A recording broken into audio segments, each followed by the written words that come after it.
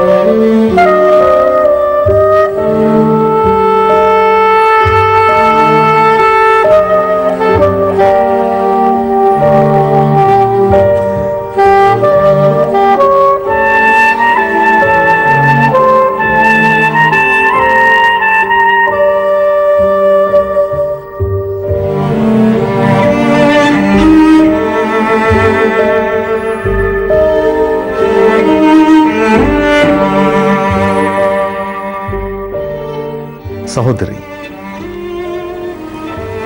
කොහෙන්ද අපි මේ කතාව පටන් ගන්නෙ? චූටි කාලේ ඉඳලම මං හරි ලස්සනයි. මං නෙමෙයි එහෙම කියන්නේ. නෑදෑයෝ අසල්වැසියෝ විශේෂයෙන් අම්මා. චූටි කාලේ මං ඕනේ කෙනෙක් එක්ක කතා කරනවා. ආඩම්බර නෑ. මම ඉතින් ওই විදියට ලොකු වෙගෙන එනකොට කාලයක් යද්දි මේ ඉතින් අර හැමෝම ලස්සනයි කියන හින්දාම අම්මා ඉතින් අවුරුදු කුමාරිට එහෙම යවනවා ගමේ. ඔබ ඇත්තටම ලස්සනයි.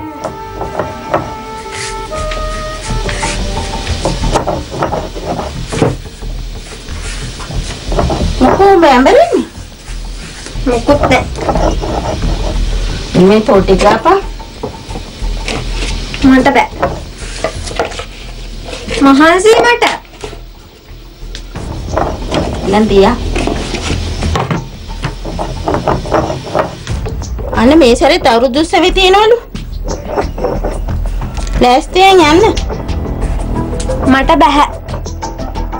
ඇයි උඹ බෑ කියන්නේ? බැරි නිසා. උඹට දිනන්න පුළුවන්. ලෑස්තිය. ඔයාලට මතකනේ ගිය පාරක් ගිහලා තාත්තා මට කෑ ගැහුවා. මට බෑ. තාත්තා මොන හරි කිව්වොත් මම බලා ගන්නම්කෝ. ලෑස්ති වෙයන් බලා ගනි. මොකෝ ලැබෙන දෙයක් තාත්තට උඹට මිසා බැරි නිසා තමයි බෑ කියන්නේ. අම්මට ඕන යන්න. ඉතින් අවුරුදු කුමාරිට ගිහිල්ලා කවදාවත් පෙරදිලා නැහැ. හැමදාම දිනල එන්නේ. තාත්තා ඉතින් සමහරලාට අම්මට කෑ ගහනවා ඕවට යවන්න එපා. එහෙම කියලා අම්මා ඒනට හරි උනන්දුවෙන් මාව ලෑස්ති කරලා ඒ දේවල් වලට යවනවා. පිට කොහොමද අවුරුදු 15 16 වෙනකම් වගේ මම අවුරුදු කුමාරිට ගියා. ඊට පස්සේ O level කරලා ගෙදර ඉන්න අතරේ අපේ නෑදෑ වෙන අයියා කෙනෙක් හිටියා. එයා මේ ටෙලි ඩ්‍රාමා ගැන ඔය කරන ප්‍රොඩක්ෂන් එකක අඳුරන වැඩ කරන අයියා කෙනෙක්. ඇන්ටි එන අංකල්ගෙන් අහලා මට උත්තරයක් දෙන්නකෝ. මොකද මේ අංකල්ගේ කැමැත්තක් තියෙන්න එපා. මොකද මේ ෆීල්ඩ් එකට එන්නත් හරි අමාරුයි. මම මේ ෆීල්ඩ් එකේ ඉන්න නිසා මට මොකක් හරි උදව්වක් කරන්න පුළුවන් නංගිට. මොකද නංගිගේ පෙනුම තියෙන නිසා නික අපරාධන ගෙදර කරලා තියන් ඉන්නේ. මං අංකල් එක්ක කතා කරලා බලලා කියන්නම්කෝ පුතා. වත් කැමතිද රංගපාන? වගේ ෆොටෝ එහෙම දිනනවා නම් මට දෙන්න. මොකද මේ ෆොටෝ පෙන්නන්නත් එපා මම ඩිරෙක්ටර් සර්. හැබැයි මට ඉක්මනටම උත්තරයක් ඕනේ. මොකද ලබන සතියේ ෂූටින් පටන් ගන්නවා. එහෙනම් ඇන්ටි මං ගිහින් එන්න. හොඳයි පුතා. මේ දවස් ටිකේ ෂූටින් තිබ්බෙත් නුවර. සෑහෙන මහන්සි වෙලා ඉන්නේ.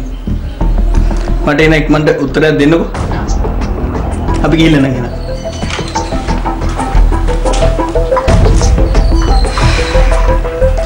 අනේ අම්මා තාත්තෝ කොහොම හරි කැමති කරගන්නකෝ. මම නම් කැමතියි ඕවට.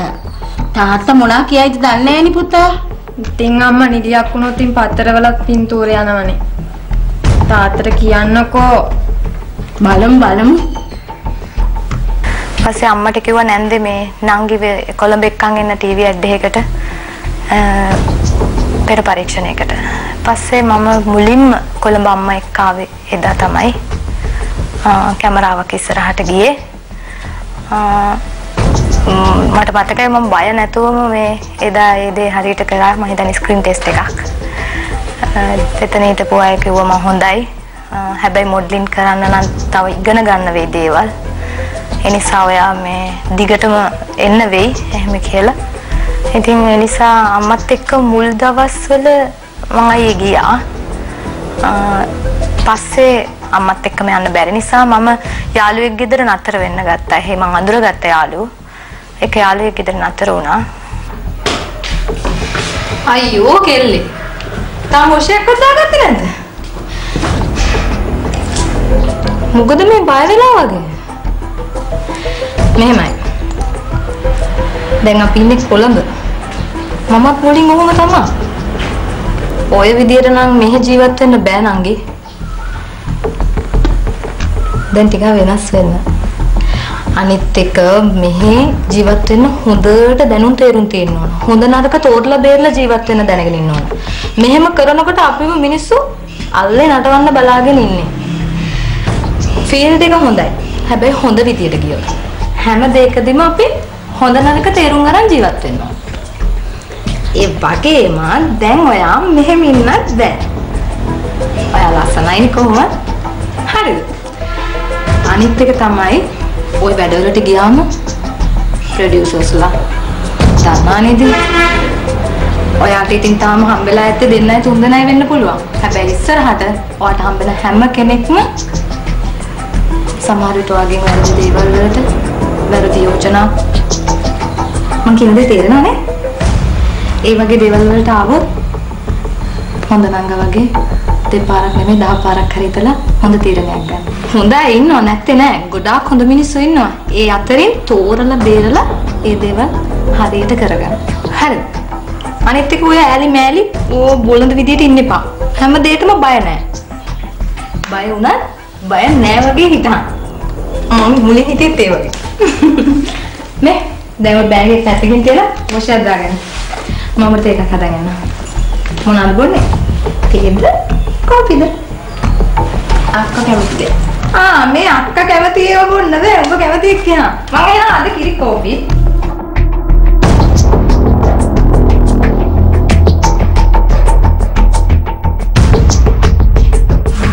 බ්‍රයිඩල් ෂූට් එක. අර හෝමගම සැලෝන් එකේ. කොහෙ කිව්වා? අර හෝමගම සැලෝන් එකේ අක්කා. මොකෝ බං? බය වෙලා? කෙල්ල සිගරට් බොනවද අක්කා? ඇයි උඹ දැකලා නැද්ද? නෑ. මම දැකලා තියෙන අපේ ගෙවල් පැත්තේ කළු මාමා අර කඩේ දිහා වින අයියලා ඒගොල්ලෝ බොනවා විතරයිනේ. මේ කොළඹ අනිත් එක අපි මොඩල්ස්ලා. මෙහෙමයි හැම දෙයකම ලිමිට් එකක් තියාගන්න ඕන. මම මුලදීත් කිව්වේ. අපි දැන් පැජන්ට් වලට ගියාම මොඩල්ස්ලා එකින් එක ෂොට් එකෙන් ෂොට් එකට සිගරට් බොනවා. හදිසියවත් අපි ඔය දේ කරේ නැත්තම් නිකන් අපි කොන් වෙනවා බං. බොන ජහජරාව දැක්කම මේ අපි සිගරට් එකක් බොන එක හරි සිම්පල් දෙයක්. බිල බලන්න. මුලින්ම මට තමයි සිගරට් එකක් දික් කළේ. මම කියන්නේ මම සුමිගෙන් ඒත් ඇහුවා මේ ගෑනු ළමයි සිගරට් බොනවද? මට හරි නුහුරු දෙයක් වගේ මට මතක් වෙනවා අපේ ගමේ මේ චූටි මාමා හැම කඩේ සිගරට් බොන ඒවා මට මතක් වෙනවා මේ අනේ දෙයනේ ගෑනු ළමෙක් සිගරට් බොනවද එහෙම කියලා මට හරි අමුතුයි හරි නුහුරුයි. ඊපස්සේ මේ සුමි මට කිව්වා මේක මේ හිත මහා දෙයක් නෙමෙයි කෙල්ලේ මේක හරි සුළු දෙයක් නේ අනිත් එක මොඩල්ස්ලානේ එහෙම කියලා. ඊට පස්සේ මම ඉතින් පළවෙනි දවසේ මම බිව්වා. අකමැත්තෙන් නිකන් බෑ වගේ. නමුත් පස්සේ මම ඒකට ගොඩක් කැමති වුණා. මට ඊට පස්සේ ඒක හරි ආසයි මම. මහන්සියටත් ඉතින් ඊට පස්සේ ඒක මම බොනවා ඇවිල්ලා. ඒක බොන්න කලින් ඒක බොනවා මම. ඊට පස්සේ කාලයක් සුසීමායි වැඩවලට යන අතරේ මට මියුසික් වීඩියෝ වල රංගපාන chance හම්බුණා. ප්‍රධාන චරිත ගොඩක් ජනප්‍රිය වුණා මේ මියුසික් වීඩියෝ තුන. අම්මේ මම කොළඹ යන්න කියලා බැලුවේ. මේ ටිකේ වැඩත් වැඩිනේ. මියුසික් වීඩියෝ එකකුත් ඇවිල්ලා තියෙනවා කරන්න. ඒක නිසා මේ ටිකේ කොළඹ නවතින්න කියලා බැලුවේ මම. මොකද්ද බං මියුසික් වීඩියෝ කියන්නේ? මටත් ආසයි බං උඹ කරන දේවල් බලන්න. අර මේ සින්දු වලට රංගපාන්නේ. එහෙම එකක්. අම්මා කොළඹ ගිහලා ආයෙ තනියෙන් කොහොම එන්නද මෙහෙට? මං ගැන බය වෙන්න එපා. සුමි ඉන්නවනේ මාව බලා ගන්න. ඊට පස්සේ ටෙලි ඩ්‍රාමා එක රංගපෑම් කරන්න ආරාධනා ලැබුණා. මං ඒ කරන අතර වාරේ මට මුණ ගැහුණේ. ඒ ඇක්සිඩන්ට් එක වෙනකන් ඔයා දන්නේ. ඒ මගේ ජීවිතේ ගොඩක් වෙනස් කරපු පුද්ගලෙක්. මං ගොඩාරියක් ආදරය කරපු පුද්ගලෙක්.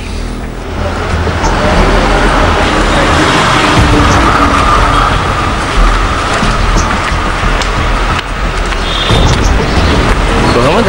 ලේසිද? ටිකක් ලේසි. ලැජ්ජයි. ඕක දවත්.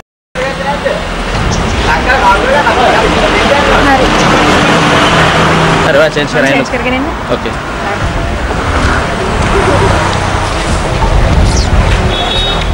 ඒ තමයි මගේ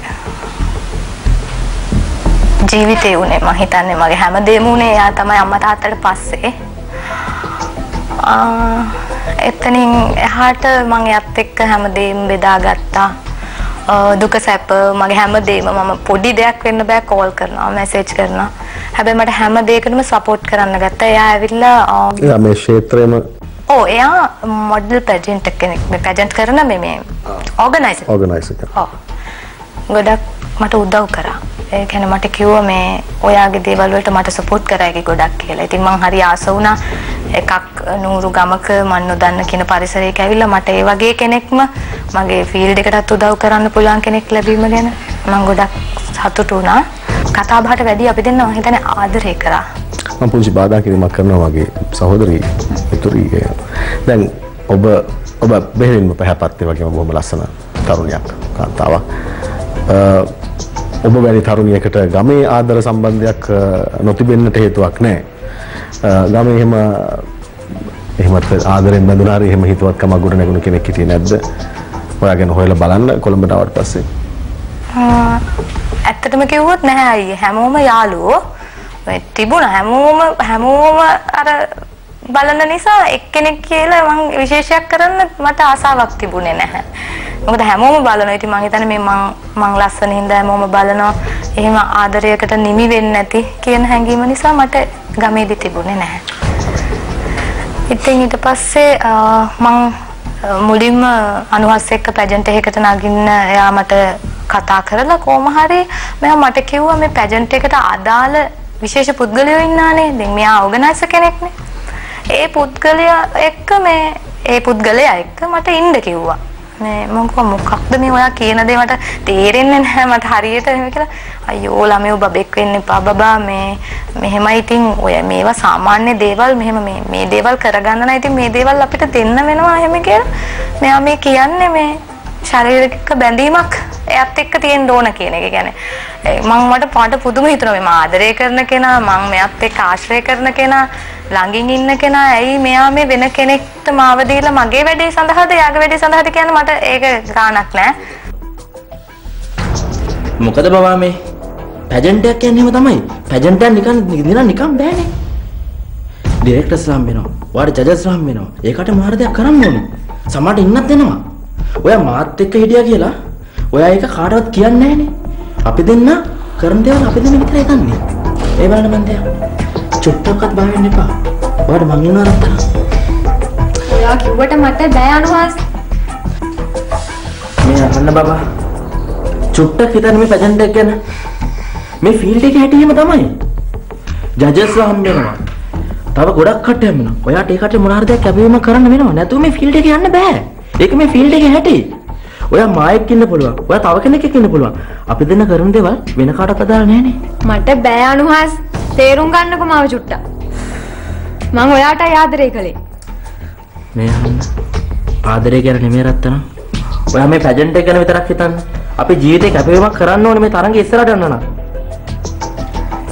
මට ඉක්මනට ජනප්‍රිය වෙන්න ඕන. ඉතින් එයා කිව්වා මේ වගේ දේවල් කවුරුත් දැනගන්නේ නැහනේ. ඔයයි මමයි. ඉතින් ඒක නිසා මේ දේවල් වලට බය වෙන්න එපා බබා. මමනේ කියන්නේ. කීකී අර පොළඹෙව්වා. ඉතින් මං හරි ආදරේ නිසා මම වැඩිපුරම විශ්වාස කරන කෙනා නිසා මං ඒ දේවල් වලට කැමති වුණා. ගොඩක් පැජන්ට් 8කට වගේ ගියා. මේ ඒ 8 මට මතක නෑ හරියට. ඒ වගේ මං ඒ අදාළ කියන පුද්ගලයාත් එක්ක මට ඉන්න සිද්ධ වුණා. මට සාමාන්‍ය දෙයක් උනේ එයාගේ කැමැත්ත නිසාම. සමහරවිට එයා කියනවා මම වුණත් වෙන කෙනෙක් එක ගිහිල්ලා ආවොත් මේ මම කියනවා ඔයාට මේ එහෙම ඔයා ඒව ගණන් ගන්න එපා. ඒව සාමාන්‍ය දේවල්. මං හරි ගොන් ඉතින්.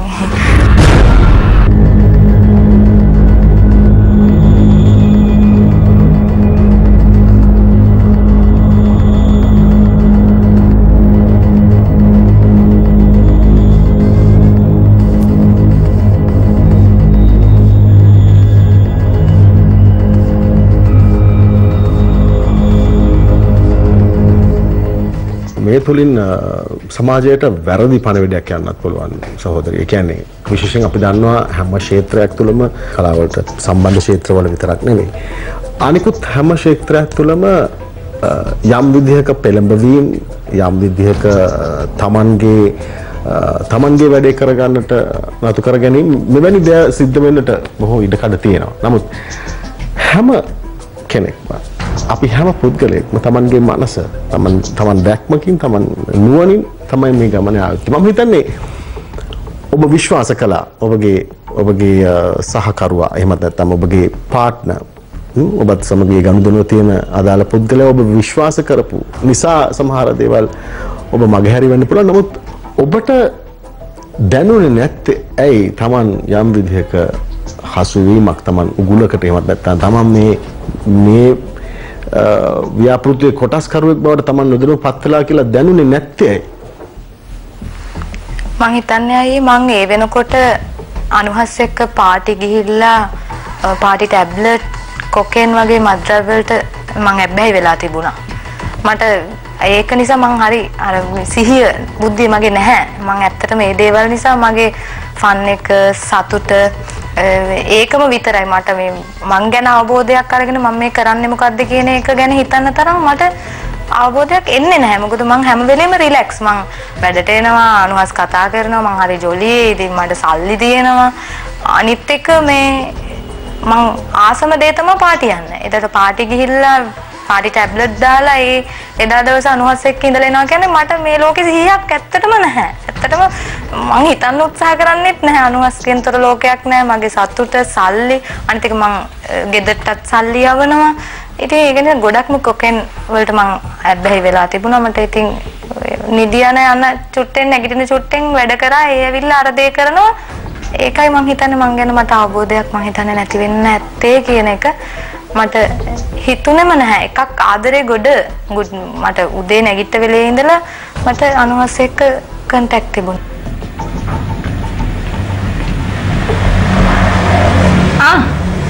කායික chat කරන්න. කායික හරි chat කරනවනේ. මන් දන්නවා. අනුහස්නේ මම ඔබට මුලදිත් කිව්වා ඔය අනුහස්ලා එච්චර හොඳ මිනිස්සු නෙමෙයි. කොයි දේ කරත් පරිස්සමෙන් කියලා කියන්න ඔයා ඔය යන පාර නම් දැන් නම් මට පේන්නේ වැරදි වගේ. එයා එහෙම කෙනෙක් නෙමෙයි. හරි හොඳයි. ඒ උඹ හිතන විදියනේ නේ. උඹ කෑවද? නෑ මං එද්දී තේ එකක් බීලා ආවෙලියේ. උඹට දැන් කන්න ඕනෙත් නෑ. ඕක කකා හිටියම උඹගේ බඩ පිරෙනවනේ. මේක මතක තියාගන්න. මම උඹට ඉස්සර කිව්වේ හොඳින්නේ.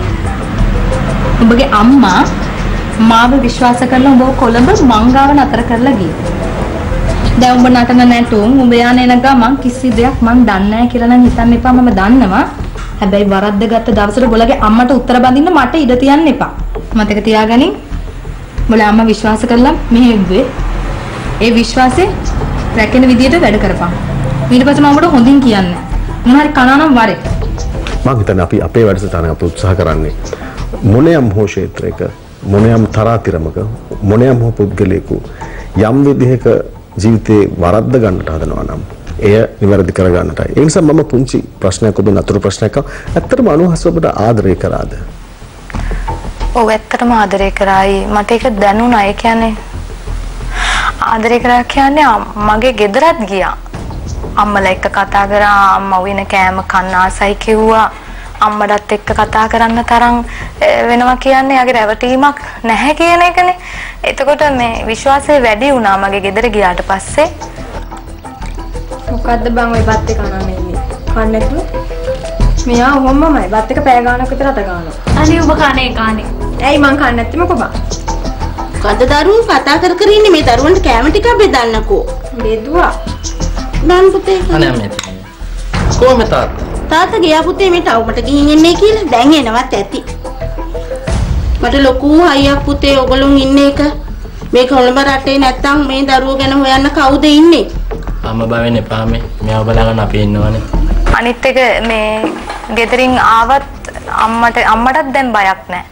අම්මලාගේ හීන වෙලා තිබුණේ ඒ ඔයා කවදරි හොඳ තැනකට නිලියක්. ඒගොල්ලන්ගේ හීනේ නිලියක්. ටීවී එකේ දකින්න ආසයි. මම පළවෙනි මියුසික් වීඩියෝ එක මම අල්ලපු ගෙදර අක්කට තමයි යව්වේ. අපේ ගෙදර ෆෝන් එකක් නැති නිසා මගේ එකෙන් අම්මා දැකලා වීඩියෝ කෝල් එකක් අරගෙන කිව්වා එයාට සතුටුයි. කියන්නේ මාව දකින්නවා කියන්නේ එයාගේ හීනේ. මේ පළාත් තියෙන හොඳම නිවාසය කියලා හිතලා අපි අම්මා මෙතන නතර කළේ. ඇක්සිඩන්ට් එක වෙනකන් ඔයා දන්නෙත් නැහැ. මේ අපේ දූ ඉන්නවා ටීවී එකේ. අනේ වාසනාවන්. අපේ පවුලේ කවුරුවක්වත් මේ වගේ ටීවී එකේ ඉඳලා නැහෙනි. ඉතින් මම දැන් දූට කෝල් එකක් අරගන්න.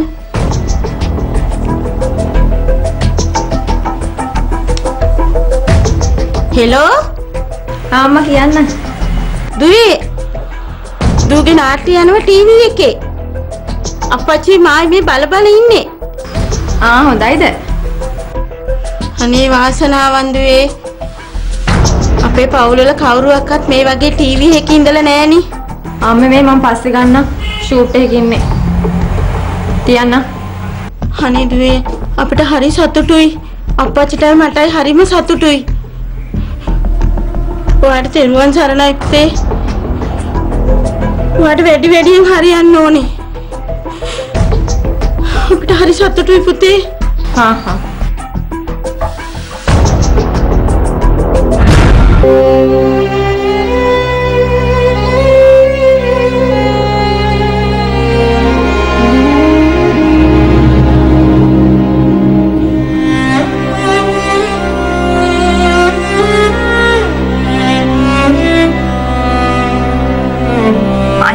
මගේ අම්මයි තාත්තයි දෙන්නම මට ඇත්තටම දුකයි එයාලගේ හීන මං ඉෂ්ට කරා. නමුත් මං වැරදි ගොඩක් වැරදි.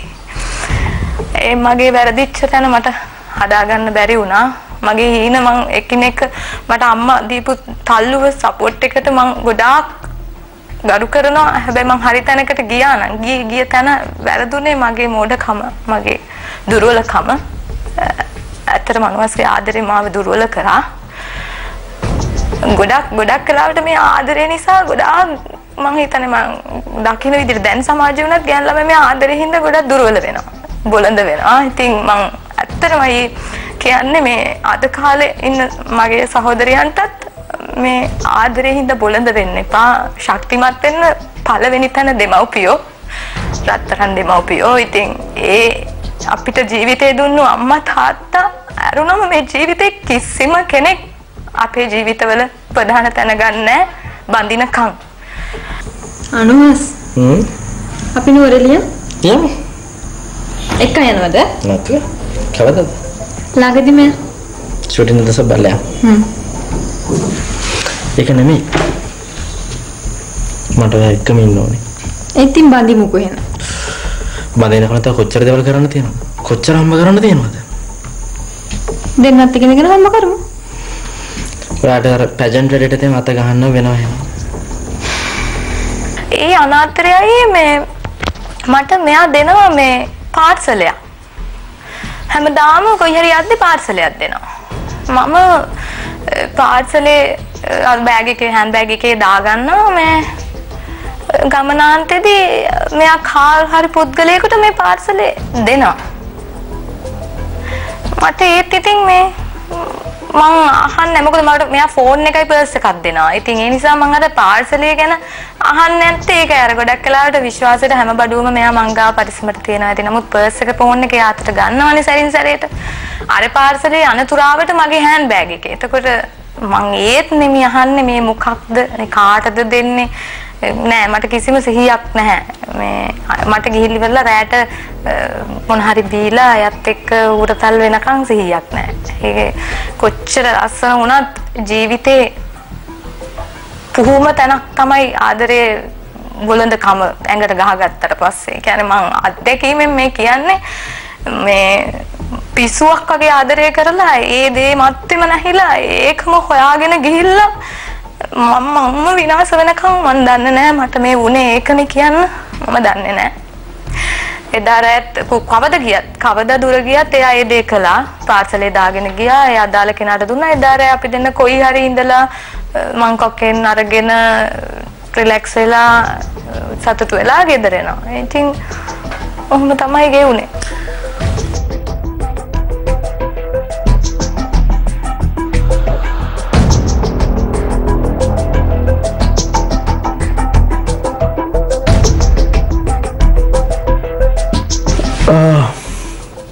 මම අද කතා බහේ අපිට ගොඩක් හැඟීම් බර අවස්ථාවක් තමයි හැම දෙමව්පියන්ටම හීන තියෙනවා තමන්ගේ දරුවන් සමාජයේ ඉහළ තැන්වල සමාජයේ ඊටාම හොඳින් දන්න ඒ වගේම සමාජයේ පිළිගන්න මිනිසුන් බවට පත් කරන්නට හැම දෙමව්පියෙක්ටම ගොඩක් හීන තියෙනවා ඒ හීන වලට අපි කොයිතරම් අවංකද ඒ හීන කොයිතරම් දුරට හැබෑ කරනවද කියන කාරණේ සම්බන්ධයෙන් අපි ඊටම බුද්ධියෙන් වැඩ කරන්නට ඕනේ කියන හොඳම සාක්ෂියක් තමයි අද දවසේ මගෙත් එක්ක මේ එකතු වෙලා ඉන්නේ මේ කතා බහේ අපිට ඉතුරු කරන ගොඩක් දේවල් තියෙනවා අපිට බෙදා හදා ගන්න අපිට කතා කරන්නට අපිට හිතන්නට ගොඩක් දේවල් ඉතුරු කරයි දැනටත් ගොඩක් දේවල් තියෙනවා විශේෂයෙන්ම අපේ වැඩසටහන හරහා කාන්තා චරිත මුණ ගැහෙන්නේ බොහොම අල්ප වශයෙන්. ඒ හම්බුනහම ඔවුන්ගෙන් කාන්තා ජීවිතය ඇතුළේ එහෙම නැත්නම් ඔවුන්ට වෙච්ච දේවල් තුලින් විශේෂයෙන්ම අපි හැමෝම ඉගෙන ගන්න ඕන ගොඩක් දේවල් තියෙනවා. ඇයගේ කතාවේ තිබුණේ ඇය ආදරය තමයි ඇයගේ ජීවිතේ සම්පූර්ණයෙන්ම හොයලා තියෙන්නේ. අපි මෙතුවක් කාලයකට අපි කතා කරේ මත්ද්‍රව්‍ය. නමුත් අද මේ කතා බහ ඇතුලේ අපිට දැනෙන්නේ මත්ද්‍රව්‍ය වලට එහා ගිය, මත්ද්‍රව්‍ය වලට එහා ගිය ආදරය තමයි ඇයගේ ජීවිතේ පුරාවටම බලාපොරොත්තු වෙලා තියෙන්නේ. මේ අපි බොහොම හැඟීම් බර මොහොතක් නමුත් අපි තව මේ ඇයගේ කතාව තුළින් අපි සමාජයට කියවිය යුතු බොහෝ කරුණු තියෙනවා. එයා මත්ද්‍රව්‍ය ඩීල් කරලා තමයි මේ පොලිසියෙන් අරගෙන ගිහිල්ලා තියෙන්නේ.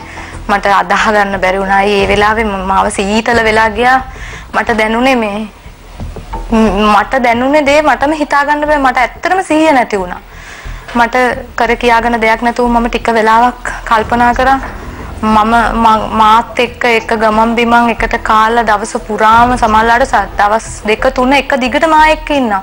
කතා කරන කෝල් එකකට පවා විශ්වාසය මංගාව තිබුණා ඇහුණා. ඇයි දෙයනේ මට මේ කෝල් එකකින්වත් මෙයා ගැන ඉඟියක්වත් මේ සම්බන්ධයෙන් මට දැනුන්නේ නැත්තේ ඇයි කියන එක ඒ වෙලේ මට දැනුණා.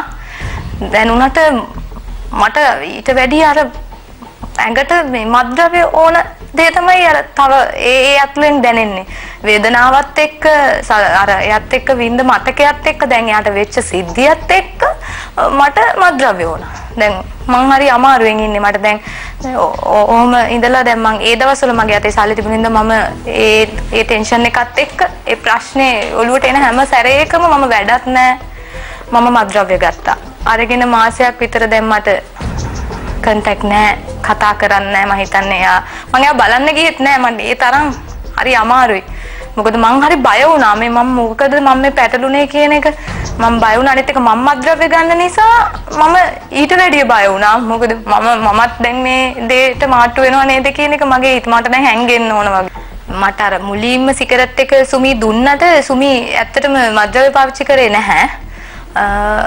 පස්සේ සුමිත් බිව්වා. නමුත් අර මුලදී මට සුමි නෙමෙයි දුන්නේ. ගොඩක් වෙලාවට මං අනුහස්ගෙන්ම විතරයි පුරුදුනේ. පස්සේ මට යාළුවෝ හම්බුණා. නමුත් මගේ පළවෙනි යවුනේ අනුහස්. ඊට පස්සේ කොහොම හරි මාස ගාණක් ගිහිල්ලා දැන් මට සල්ලි නෑ, වැඩ නෑ. මද්ද්‍රව්‍ය වුණත් ලැබුණේ ඒ නිසා. ඉතින් පස්සේ මම දැන් ගෙදර ගියා. බලපන් මම කොච්චර මිනිස්සු ආශ්‍රය කරනවද, මම කොච්චර ගමන් බිමන් යනවද, මම කොච්චර ෂූටින් කරනවද. මම බොන්නේ යකෝ සිගරට් එක විතරයි නේද? මගේත් වැරද්ද. උඹට මුලින්ම සිගරට් එක දුන්නේ කොහොමද මම? උඹට මතක නැද්ද? අනේ අක්කා බනින්න එපා. මට මේක නවත්ත ගන්න උදව් කරන්න. මේකට ඇඩිට් වෙලා තියෙන්නේ දැන්. මට ඒ දේවල් නැතුව බෑ. බලපන් හැටි. කෙට්ටු වෙලා කැත වෙලා. යකෝ මම බලපන් මම මිනිස්සු කී දාහක් ආශ්‍රය කරනවද, කී වැඩකට යනවද, කොච්චර ෂූටින් කරනවද. මම සිගරට් එකක් විතරයි බොන්නේ. මගේ ඔළුව පැලෙන්නේ නෑ. අක්කා මට උදව් කරන්නකෝ.